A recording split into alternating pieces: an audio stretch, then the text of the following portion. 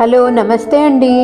ప్రియదర్శిని ఎల్లాప్రగడ గారి I love you my child మూడో భాగానికి స్వాగతం అండి. పిల్లలు నలుగురు చిన్న వాళ్ళు, ముగ్గురు చెల్లెళ్ళ పెళ్ళి చేసేశాడు. జీవితం మామూలుగా సాగిపోతున్నది దుష్యంతరావుకి. అక్కడ ఇక్కడ కూడా.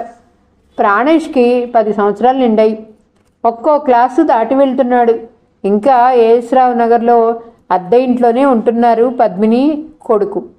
ప్రాణేష్ పెరిగి పెద్దవాడవుతున్న కొద్దీ అతనికి తన ఇల్లు, జీవిత విధానం మిగిలిన తన ఫ్రెండ్స్లా కావని నెమ్మదిగా అర్థం చేసుకోసాగాడు.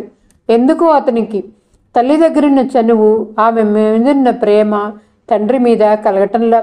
దానికి కారణం స్కూల్లో ఏ చిన్న సమస్య వచ్చినా తన ఫ్రెండ్స్కి వాళ్ళ తల్లిదండ్రులు వస్తారు. తనకి మాత్రం తన తల్లే రావటం అతనికి నచ్చటం లేదు. తన ఫ్రెండ్స్ని తీసుకెళ్ళటానికి వాళ్ళ తల్లిదండ్రులు వచ్చి పికప్ చేసుకుని వెళ్తారు. ఒక్కసారన్న డాడీ రాడన్న విషయం అతనికి కంటకంగా ఉంది. అదే విషయం డాడీని అడిగితే, నేను రాకూడదు నాన్న, అయినా మీ మమ్మీ వస్తే చాలు, నేను రానవసరం లేదు అంటూ ఏవేవో సాకులు చెప్పి తప్పించుకునేవాడు. తను కన్విన్స్ అవ్వక తల్లిని అడిగితే ఆమె బాధనంతా కడుపులో పెట్టుకుని కొడుక్కి సర్ది చెప్పడానికి ప్రయత్నించిన ఆమె కళ్ళల్లోని భావాలని, బాధని అతను పసిగట్టేసేవాడు. తనకు తెలియని ఏదో బాధ తల్లి తన మనసులో ఉందనే భావం అతని పసి మనసులో ముద్రపడిపోయింది. దానికి కారణం తన తండ్రినే విషయం కూడా అతనికి చూచాయిగా తెలిసిపోయింది. చాలాసార్లు అతని ఫ్రెండ్స్ కూడా అడిగారు, మీ డాడీ ఎప్పుడు స్కూల్కి రారేరా, అసలు మీ డాడీని మాకు చూపించవా అని. ఆ లేత మనసు ఆ మాటలకి విలవిల్లాడేది.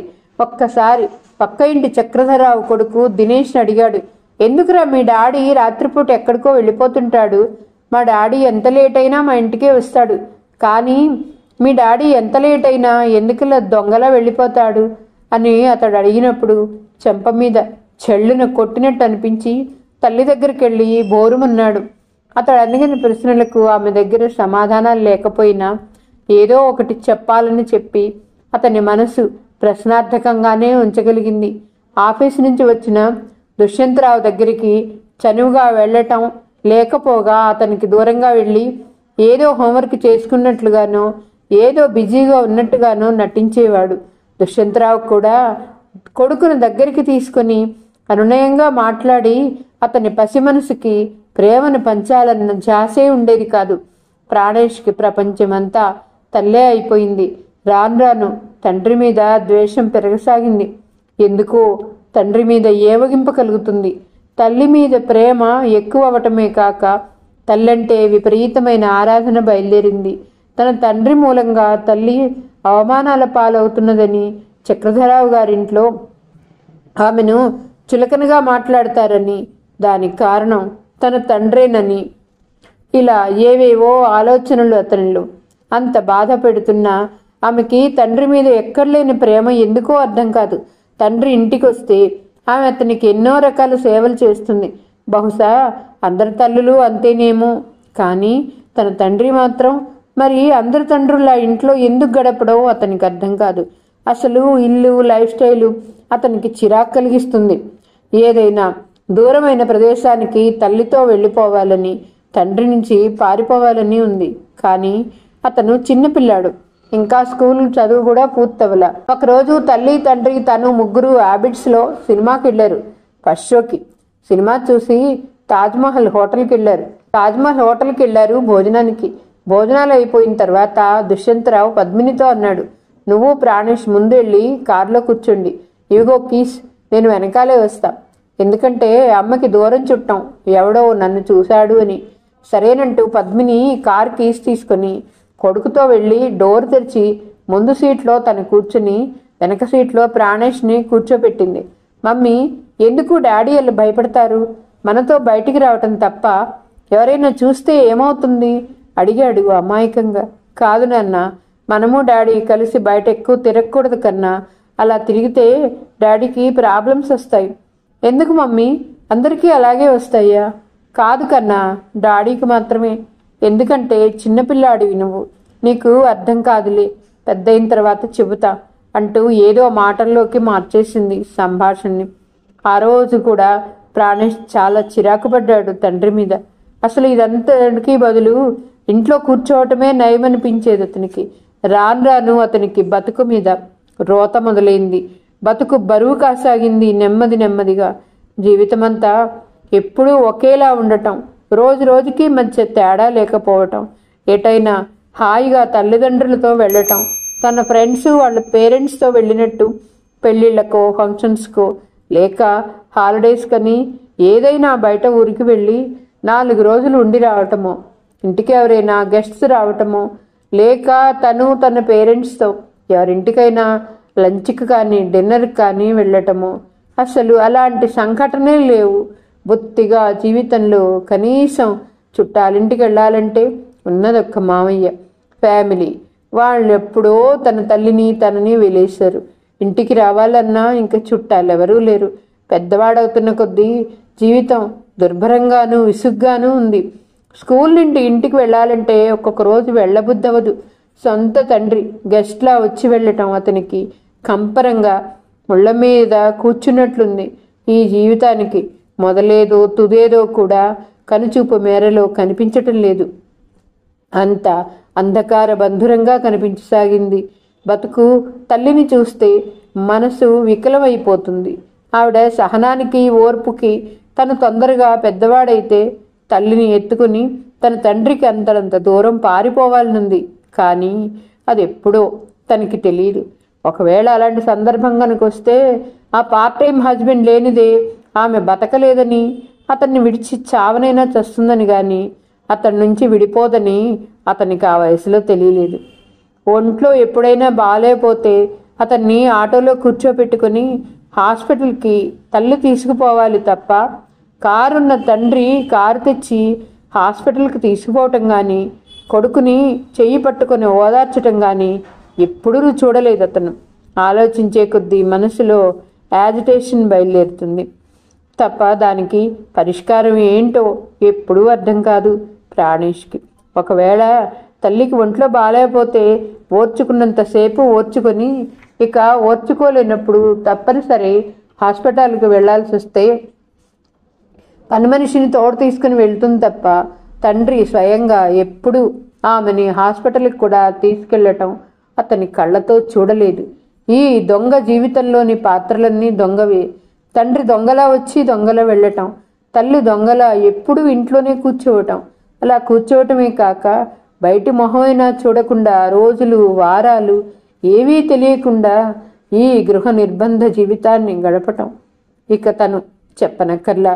తనెవరో ఎవరికీ చెప్పకూడదట, తండ్రిని ఎవరికీ చూపించకూడదట. కనిపించే ప్రతి వ్యక్తి అతని కోణం నుంచి దొంగల్లా కనపడుతున్నారు. ప్రాణేష్కి లైఫ్ సిస్టమ్ చాలా తలనొప్పిగా తయారైంది. ఈ మధ్య ప్రతి చిన్న విషయానికి కోపం అధికమవుతుంది. కనిపించిన ప్రతి వాళ్ళని కసురుకుంటున్నాడు. చదువు మీద జాస పోవటం లేదు.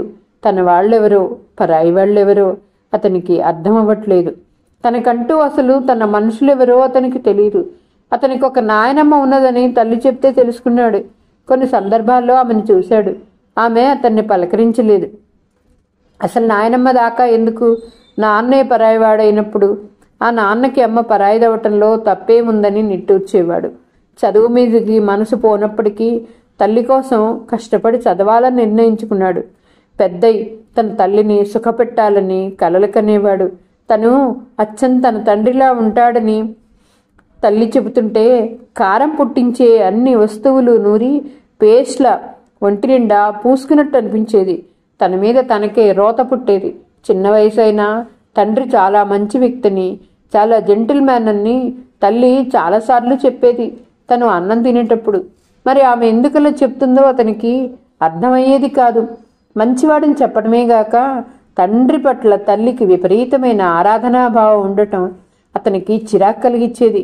కానీ అలాగని ఆమెతో ఎప్పుడూ వ్యక్తపరిచేలా తండ్రి మంచితనం గొప్పతనం గురించి ఆమెకు వీలైనప్పుడల్లా చెప్తూ ఉండేది. ఆ అవకాశాన్ని ఎప్పుడూ ఆమె జారవిడ్చుకోకుండా ఏదో ఒకటి అతనికి చెబుతూనే ఉండేది దుష్యంత్ గురించి. అన్నిటికంటే హాస్యాస్పదమైన ఇంకొక విషయం చెప్పేది. ఆమె పెద్దయిన తర్వాత డాడీని బాగా చూసుకోవాలి నువ్వు, ఎందుకంటే ఆయన దేవుళ్ళు లాంటి వారు అనేది.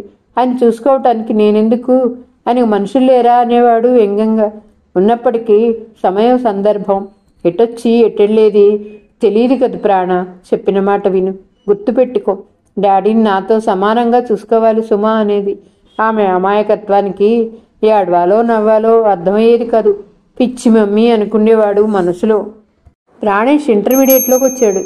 ఈ లోపల అతని జీవితంలో పెద్ద మార్పులు జరిగినప్పటికీ పరిసరాల్లో కూడా కొన్ని మార్పులు వచ్చాయి. ఏఎస్ రావు నగర్లో అద్దెకుండే ఇల్లు ఖాళీ చేశారు. తండ్రి కొత్తగా కొన్న ఇంట్లోకి మారారు. ఇల్లు బాగానే ఉంది, అన్ని వసతులతో. కానీ ఇంట్లోనే ఎప్పుడు లోపాలు, లోట్లు. అసలు లోటునేది తండ్రినేది అతనికి జీర్ణం కాని విషయం. అందులోనూ ఆ కొన్న ఇల్లు సైనిక్పూర్లో ఉండటంతో అతనికి అరికాలమంట నెత్తికెక్కింది. ఇల్లు 3 బెడ్రూమ్ ఇండిపెండెంట్ హౌస్, పర్ఫెక్ట్ వాస్తుతో నిర్మించబడింది. బయట వెనక కాస్త ఖాళీ స్థలం, వెనకాల మూలగా మామిడి, పొన్న, నిమ్మ, దానిమ్మ, కొబ్బరి చెట్లు వేయించుకుంది పద్మిని. ముందున్న ఖాళీ స్థలం మాత్రం చిన్న పూల చెట్లు వేయించుకుంది, చిన్న చిన్న మడులలో. చూడటానికి పొందిగ్గా ఉంది. రంగురంగుల పూలు, ఆకులతో ఆ తోట.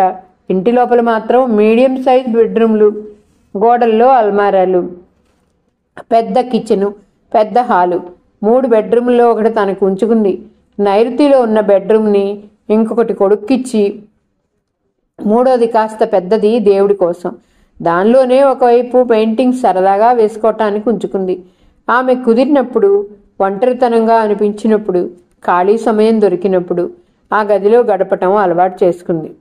దేవుడి పూజకి పువ్వులు ప్రత్యేకించి కొననవసరం లేకుండా ఇంట్లో పూసే పారిజాతం, గన్నేరు, మందార, దేవదారు, తులసి, మారేడు వీటన్నిటితో పూజ జరిగిపోతుంది. ఇంటి ముందు నుంచి ఉన్న సోఫాలు మామూలు ఫర్నిచర్, మంచాలు తప్ప కొత్తగా కొన్నవేమీ లేవు కొత్తింట్లోకి. ఇంట్లోకి కావలసిన వస్తువులేమిటో, ఎంతవరకు అవసరమో ఎంతవరకు కాదో, ఇంకెంత డబ్బు ఖర్చు పెట్టాలో వాటి గురించిన ఫైనాన్షియల్ వ్యవహారాలన్నీ దుష్యంతరావే చూసుకుంటాడు. పద్మిని ఎప్పుడూ కూడా ఇది కావాలని అతన్ని అడగదు. అంతగా బాగా అవసరమని తోచినప్పుడు భర్తకి ఒకసారి చెప్పి వదిలేస్తుంది. అతనికి జ్ఞాపకం ఉన్నప్పుడు కావలసిన వస్తువులు ఇంటికి వస్తాయి. లేకపోతే కొంతకాలం పట్టొచ్చు. పెళ్ళయి దాదాపు 15 సంవత్సరాలు దాటింది. భర్తకి అన్నిసార్లు ప్రమోషన్స్ వచ్చి అతని జీతం చాలా రెట్లు పెరిగి మంచి హోదాలో ఉన్నప్పటికీ అంత మంచి హోదాలో ఉన్న ఆఫీసర్కి సంబంధించిన ఇల్లుని, ఆ ఇంటిని చూస్తే అనిపించదు. చాలా నెగ్లెక్టెడ్ హౌస్లా అనిపిస్తుంది. వెల్ ఫర్నిష్డ్ హౌస్లా కానీ కంఫర్ట్స్తో కానీ ఉండదా ఇల్లు. ఇల్లు ఎప్పుడు శుభ్రంగా ఉన్నప్పటికీ ఇంట్లో అట్టే మనుషులు లేకపోవటం వల్ల ఆ ఇల్లు ఎప్పుడు వెలితిగానే కనపడుతుంది.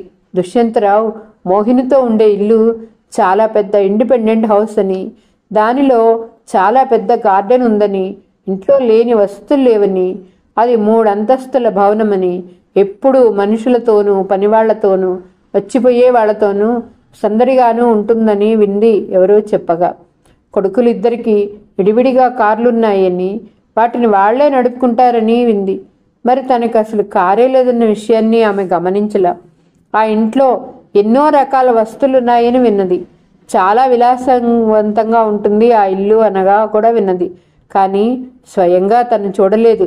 మరి ఇక్కడ ఈ ఇంటికి కావలసిన వస్తువుల విషయంలో భర్త ఎందుకు అశ్రద్ధ చేస్తాడో ఓ పట్టాన ఆమెకు అర్థమయ్యేది కాదు. వాటన్నిటి గురించి ఆలోచించుకొని తన బుర్ర పాడు చేసుకుని భర్తతో గొడవలు పెట్టుకోవటం ఆమెకి ఇష్టమనిపించదు. అతన్ని ఏ విధంగానూ బాధ పెట్టడం ఆమెకి అసలు ఇష్టం ఉండదు. బాధ కలిగించే విషయం ఏదైనా ఉంటే ఆలోచించగలిగినంత ఆలోచించి మిగిలిన దాన్ని భగవంతుడికి వదిలేసి కర్మం తలుచుకుంటుంది. భర్త ఏ పని చేసినా దానిలో ఏదో నిగూఢమైన అర్థం ఉన్నదని ఆమె నమ్మకం, అతని పైన అచంచలమైన విశ్వాసం. కొడుకు ఇంటర్మీడియట్కి వచ్చిన తర్వాత తల్లితో తనకి 2 వీలర్ కావాలని, తన ఫ్రెండ్స్ అంతా 2 వీలర్ మీదే వస్తున్నారని చాలాసార్లు చెప్పాడు. స్కూల్లో చదువుకునే రోజుల్లో బస్సులో వెళ్ళేవాడు. ఇప్పుడు కాలేజ్ బస్సులో పోవాలంటే అతనికి నచ్చటంలా. అందరిలా తను కూడా డీసెంట్గా 2 వీలర్ మీద పెద్ద మనిషిలా వెళ్లాలని అతని మోజు. తండ్రి దానికి ఒప్పుకోవటంలా. ఎందుకు 2 వీలర్? సేఫ్టీ కాదు. అందులో ఈ కాలం కుర్రాళ్ళకి స్పీడ్ సెన్స్ ఉండదు. బస్సులో పో అన్నాడు 2-3 సార్లు తను అడిగితే. తండ్రి మీద మళ్ళీ మండింది ప్రాణేష్కి. తన స్టెప్ బ్రదర్స్ కార్లలో తిరుగుతుంటారన్న విషయం అతనికి తెలుసు. కానీ తండ్రి ఎప్పుడు తన విషయంలోనే ఎందుకు ఇలా చేస్తాడో అర్థం కాదు. అదే విషయం తల్లిని అడిగితే ఆమె అయోమయంలో పడిపోయింది. స్కూల్లో 8th స్టాండర్డ్ చదివే రోజుల్లో ఒకసారి తన ఫ్రెండ్ సూర్య అడిగాడు, ఏరా ప్రాణేష్, హెచ్పిఎస్లో చదివే మీ వేరే బ్రదర్స్ రోజు కార్లో స్కూల్కి వస్తుంటే నువ్వెందుకు బస్సులో వస్తావు? వాళ్ళని రోజు డ్రైవర్ దించుతాడట. కార్లో ఒకసారి మీ డాడీయే దించుతారట. వాళ్ళ క్లాస్మేట్ నందు మీ ఇంటి పక్కనే ఉంటాడు, వాడు చెప్పాడు. మరెందుకురా మీ డాడీ ఒక్కసారన్నా నిన్ను మన స్కూల్లో దించలేదు, ఒక్కసారన్నా స్కూల్కి రాలేదు? కంప్లైంట్ గాను ఇన్ఫర్మేషన్ గాను చెప్పాడు. ఏదో దొంగని పోలీసుని ప్రశ్నించినట్టు కళ్ళలో కళ్ళు పెట్టి కన్నార్పకుండా చూస్తూ.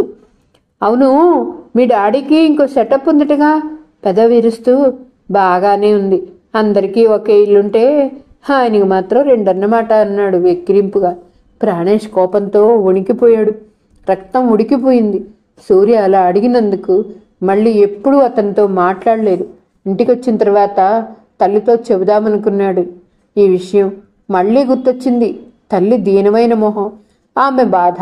అతన్ని అన్నయించి బుజ్జగించి ఏదో తనకి నచ్చని సమాధానం చెప్పటం. ఇక ఆమెను అడిగి లాభం లేదనుకుని తండ్రి సంగతి తెలిసి ఏం చేయలేడని అయోమయంలో పూండిపోయాడు. తనలో తను కుమిలిపోయాడు. జరుగుతున్న అవమానాలకి తండ్రి తమతో లేకపోయాడు. కానీ కనీసం తమ అవసరాలు చూస్తూ కంఫర్టబుల్గా ఉంచొచ్చు కదా. ఎందుకీ అడుక్కు తినే బతకాలి? అంత పెద్ద ఆఫీసర్ని ఇంటి యజమానిగా పెట్టుకొని ఆయన ఆఫీసర్ అయినంత మాత్రాన తమకి ఒరిగేదేమిటని చిరచిల్లాడాడు. ఆఫీస్ వాళ్లకు తెలియకూడదు ఆయనకి 2వ భార్య ఉందన్న విషయం అని ఆయన ఉద్దేశం. కానీ ఆఫీస్ వాళ్ళు చెప్పలేదు కదా, రహస్యంగా ఉన్న 2వ పెళ్ళాన్ని బాగా చూసుకోవద్దని, ఆమె బిడ్డల్ని రోడ్డు మీద వదిలేయమని, ఇంట్లో వాళ్ళని దిక్కులేనట్లు ఉంచమని చెప్పలేదు కదా. అలాంటి ప్రశ్నలతో ఎదురు తిరిగింది ఆ మొగ్గలాంటి మనసు. తల్లి దగ్గర పోరితే చివరికి ఎలాగో ఆమె దుష్యంతరావుని కన్విన్స్ చేసింది. బైక్ వచ్చింది. ఇంటికి రావటం మంచి రోజు కాబట్టి ఆ రోజే పసుపు కుంకుమ పెట్టి బైక్కి పూజ చేసింది పద్మిని. ఆ బైక్ మీద వెళ్ళే తన ప్రాణాన్ని, తన కొడుకుని సర్వదా కాపాడమని ప్రాణేష్ తల్లిని పిలిచాడు. ఎందుకో అని వెళ్ళింది. మమ్మీరా, ఒకసారి నువ్వు నా వెనక కూర్చో, ఒక చిన్న రౌండ్ వేసొద్దాం పద, పక్క గల్లీ వరకు అన్నాడు ముసిముసి నవ్వులు నవ్వుతూ. గర్వంతో కొడుకును అనుసరించింది. అతను ముందు సీట్లో కూర్చున్నాడు బైక్ స్టార్ట్ చేసి. ఆమె భయంగా వెనక కూర్చుంది. మమ్మీ, ఏం భయపడకు, నాకు బాగా వచ్చు నడపటం. జ్ఞానేశ్వర్ లేడు, మా క్లాస్మేట్, వాడికి ఆల్రెడీ బైక్ ఉంది, వాడి దగ్గర నేర్చుకున్నాను, ధైర్యంగా కూర్చో అంటూ ఆత్మవిశ్వాసంతో చెప్పాడు. పద్మిని కొడుకును చూసి అతని మాటలు విని తబ్బిబ్బైపోయింది. కొడుకు స్టార్ట్ చేశాడు. ఆమె వెనక్కి కూర్చుంది. మమ్మీ, నన్నాడు ముట్టుకు జాగ్రత్త అన్నాడు. ఆమె ఒక్క క్షణం నివ్వెరపోయింది. ఎక్కడో ఎప్పుడో ఇదే మాట విన్న జ్ఞాపకం నిన్న మొన్నట విన్నట్టు అనిపించింది. ఒక్క క్షణంలో గుర్తుకొచ్చింది ఆమెకు. దుష్యంత్తో కోర్టుషిప్ జరిగే రోజుల్లో అతనికి స్కూటర్ ఉండేది. అతను ముందు సీట్లో కూర్చుని నడుపుతుంటే తను వెనక సీట్లో కూర్చున్నది. నన్ను అడుగు పట్టుకో మినీ, జాగ్రత్త అనేవాడు. ఆశ్చర్యం, అదే మాటలు, అదే గొంతు. దీనికి మించి మరో ఆశ్చర్యమైన ఆనందం. కొడుకు వెనక కూర్చుంటే అచ్చం దుష్యంత్ వెనకాలే కూర్చున్న ఫీలింగ్ ఆమెకి. అచ్చం దుష్యంత్ లాగే ఉన్నాడు వెనక వైపు నుంచి చూస్తుంటే. అతని తల, వెనక, హెయిర్ కట్, చెవులు, మెడ ఒకటేమిటి అన్ని దుష్యంతులా ఉండటమే కాకుండా కొడుకు బాడీ అచ్చం దుష్యంతుకు ఉన్నట్టు అనిపించటం. ఆమె ఆనందంతో పరవశించిపోయింది. కొడుకు నడుము ఇంకా గట్టిగా సుతారంగా పట్టుకుంది. తలను అతని వీపుగా హనించి ఒక్కసారి భగవంతుని తలుచుకుని ఆనందంతో నిట్టూర్చింది. ప్రకృతి ఎంత గొప్పది, భగవంతుడు ఎంత గొప్పవాడు, ఎంత దయామయుడు. మగవాడు మళ్ళీ తనను తను సృష్టించుకుంటాడు కొడుకు రూపంలో. భార్య కడుపులో తన అంశే అయిన కొడుకు పుడతాడు. అందుకే భార్య తనకి తెలియకుండా తనకి తల్లవుతుంది. సృష్టి క్రమంలో ఏవో ఆలోచనలు. ఇల్లెప్పుడొచ్చిందో తెలీదు. ఆలోచనలో మునిగిపోయిన ఆమెకి ఇంట్లోకి వెళ్ళారు ఇద్దరు తల్లి కొడుకులు. ఇంట్లోకి వచ్చి తలుపు తీయకపోతే ఆశ్చర్యం. దుష్యంతరావు అంతకుముందే లోపలున్నాడు. బెడ్రూమ్లో పడుకుని పేపర్ చదువుతున్నాడు. మంచి ఆనందమైన మూడ్లో వచ్చిన ఆమె భర్తతో చెప్పింది, కొడుకు ఎంత బాగా బైక్ నడిపింది, అతను ఎంతో పర్ఫెక్ట్ అని. చిన్నప్పటి నుంచి దుష్యంతరావు గుర్తొచ్చిన విషయం కూడా చెప్పింది అతనితో.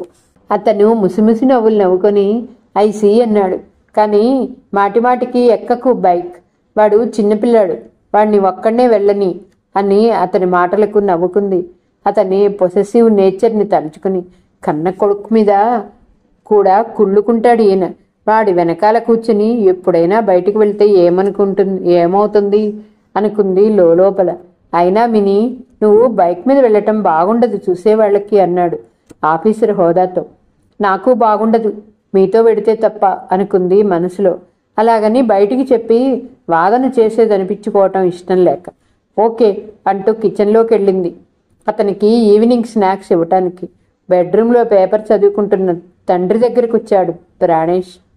డాడీ, బైక్ టూ గుడ్గా ఉంది డాడీ, నేను ఎలా నడుపుతున్నానో మమ్మీ చెప్పిందా అడిగాడు మంచం మీద కాళ్ళ వైపు కూర్చుంటూ.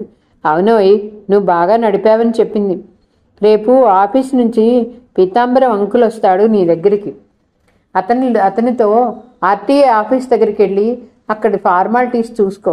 అంకుల్ ఉంటాడు నీతో. బైక్కి సంబంధించిన పనులు అయిపోయిన తర్వాత నువ్వు ఇంట్లో దిగి కారు పంపించేయి అన్నాడు దుష్యంతరావు. సరే డాడీ అంటూ లేచాడు ప్రాణేష్. జాగ్రత్తగా నడుపుతుండు నాన్న, ఎక్కువ స్పీడ్తో వెళ్ళకూడదు ఓకే అన్నాడు కొడుకు మీద కనిపించని ప్రేమతో. ఓకే డాడీ అని తన గదిలోకి వెళ్ళిపోయాడు ప్రాణేష్. నిజం చెప్పాలంటే ప్రాణేష్ అనుకునేంత ఊహించుకునేంత దుర్మార్గుడు కాదు దుష్యంతరావు. కాకపోతే అతనికంటూ కొన్ని ప్రిన్సిపల్స్ చాదస్తాలు ఉన్నాయి. అంతేగాని పద్మిని గురించి కానీ ప్రాణేష్ గురించి కానీ పట్టించుకోనంత విలన్ కాదు. వయసులో ఉన్న పిల్లలకు, పెరుగుతున్న పిల్లలకు ఆలోచన తక్కువ. వాళ్ళు అనుకునేదే కరెక్ట్ అనుకుంటారు. ఎంతసేపటికి వాళ్ళ యాంగిల్లో నుంచే ఆలోచిస్తారు తప్ప ఎంతసేపటికి వాళ్ళు అనుకునేదే జరగాలనుకుంటారు. ఎదుటి వాళ్ళ కష్టసుఖాలు వాళ్ళు ఆలోచించరు. అలా ఆలోచిస్తే వాళ్ళు పిల్లలు కారు, పెద్దవాళ్ళుగా అవుతారు. అందుకే ప్రాణేష్లో తండ్రి పట్ల ఏర్పడే భావాల్లో అతని తండ్రి తన తల్లికి తీరని అన్యాయం చేస్తున్నాడని, తమ పట్ల ఆయన చాలా దారుణంగా ప్రవర్తిస్తున్నాడని అతని అభిప్రాయం. ఎందుకో అతనికి చిన్నప్పటి నుంచి తండ్రి విషయం అంటేనే పడదు. తండ్రి విషయం వస్తే అతనికి ఇరిటేషన్ వస్తుంది. అందులోనూ తల్లి ఆయన పట్ల చూపే ప్రేమ, గౌరవాలు చూస్తుంటే అతనికి ఇంకా మండుతుంది. ఎవరితోనూ చెప్పుకోలేడు. అలాగని మనసులోనూ పెట్టుకొని భరించలేడు. అందుకే చిన్నతనం నుంచి అతను అదో రకంగా తయారయ్యాడు. ఎప్పుడు ఎందుకు ఎవరి మీద ఇరిటేట్ అవుతాడో ఎవరికీ అర్థం కాదు. తండ్రి లేని సమయంలో తల్లితో ఎంతగా కలివిడిగా ఉండి ఆమె మీద ఎంత ప్రేమ కురిపిస్తాడో చూస్తుంటే మతిపోతుంది. అతని మనసులో తండ్రి అనే వ్యక్తి ఒక చెడ్డ వ్యక్తి అనే ముద్ర పడిపోయింది. తండ్రి చేసిన మంచి పనులు ఎప్పుడూ గుర్తుకురావు అతడికి.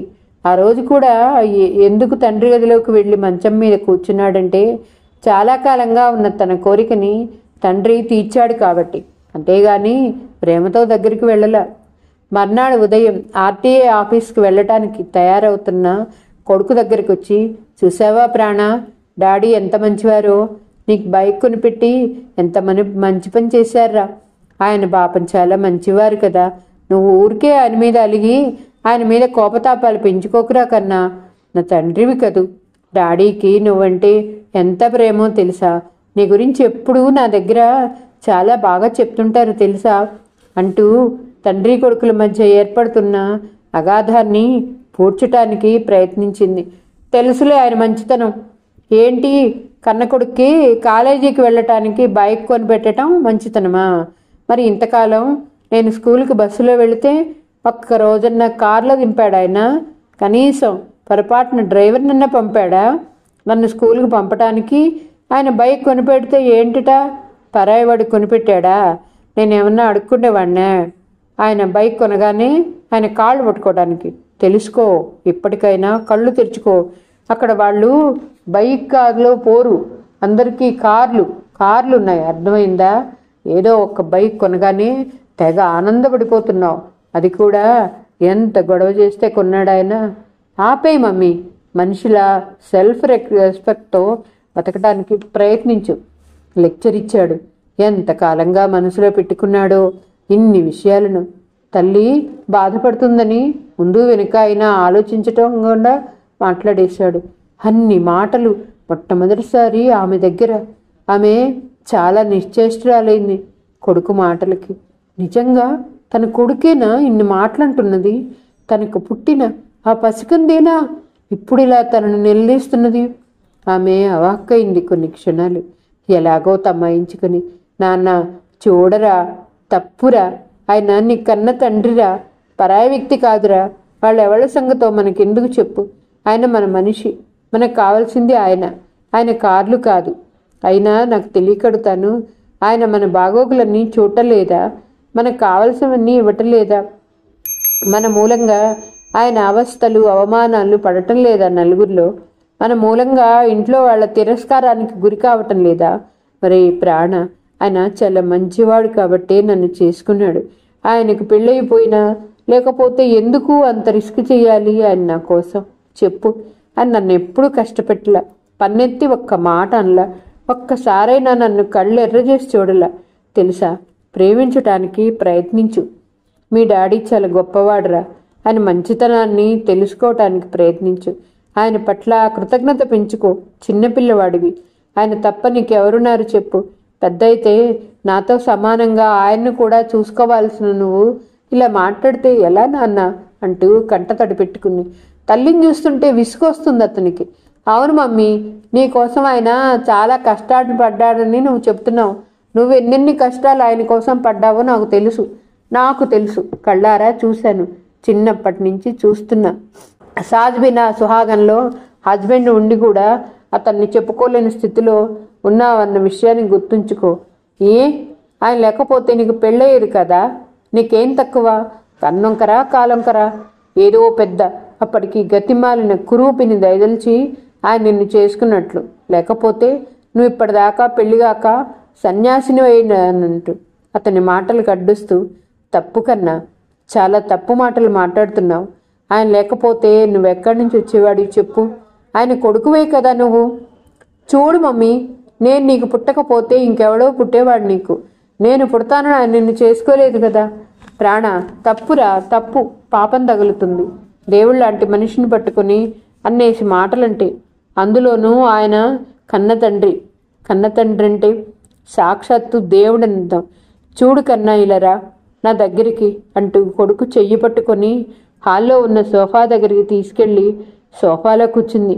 కొడుకుని పక్కన కూర్చోబెట్టుకుని అతని చెయ్యి తన చేతుల్లోకి తీసుకొని కొడుకున్న అభిప్రాయాన్ని మార్చాలన్న ఉద్దేశంతో, కన్నయ్య, నా తండ్రివి కదూ, నీలో ఉన్న చెడు అభిప్రాయాన్ని మార్చుకో. డాడీ సంగతి నీకు తెలీదు. విను, ఒక్క విషయం చెప్పనా?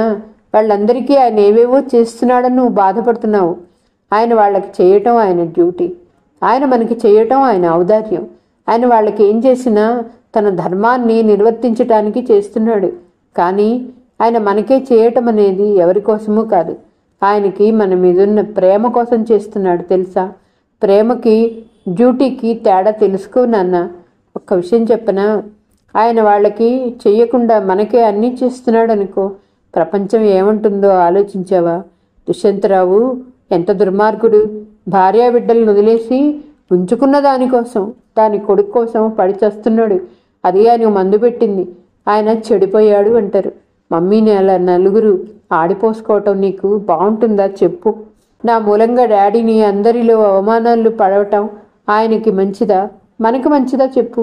పోతే పోని, వాళ్ళనే బాగుపడిని. ఎవరికి ఎంత ప్రాప్తమో అంతే ఇస్తాడు భగవంతుడు. నాకు ఇలా రాసింది కాబట్టి నన్ను పెళ్లి చేసుకోవాల్సిన డాడీ ఆమెను పెళ్లి చేసుకుని తర్వాత నా కోసమని మళ్ళీ పెళ్లి చేసుకున్నారు నన్ను. నాన్న, ఒక మాట చెప్పనా? తలరాతనెవరూ తప్పించలేరురా. నీకు తెలీదు. నువ్వు చిన్నపిల్లవాడివి. ఒకవేళ నన్నే గనుక ముందుగా డాడీ పెళ్లి చేసుకున్నా ఏం జరిగేదో తెలుసా? ఇంకొకళ్ళని మళ్ళీ ఆయన చేసుకోవాల్సి వచ్చేది. ఎందుకంటే ఇంకొక దానితో నా భర్తను పంచుకోవాల్సిన రాత నాకు రాసిపెట్టుంటే వాళ్ళు ఎవరినో అనుకుని ఏం లాభం చెప్పు? మీ డాడీకి అందరూ ఎందుకు మర్యాద ఇస్తున్నారు చెప్పు? ఆయన వాళ్ళని వదలకుండా మనతో ఉంటున్నారు కాబట్టి. ప్రపంచంరా ఇది. మరి వాళ్ళకి ఇలా మనల్ని ఎందుకు చూసుకోరు? మనకు కూడా కార్లు ఎందుకు కొనలేదు? నువ్వు మాత్రం ఆయనకు పెళ్ళాం కాదా? ఉంచుకున్న దాన్ని ఎలా అవుతావు మమ్మీ? సిగ్గయ్యేదానికి అలా అనటానికి అని ఆవేశంగా అన్నాడు. ప్రాణేష్, ఈరోజు కథ ఇంతటితో సమాప్తమండి. మరలా తర్వాయి భాగంతో కలుద్దాం. నా కథ మీకు నచ్చితే please like, share, subscribe and comment. ఉంటానండి. పద్మావతి చావలి.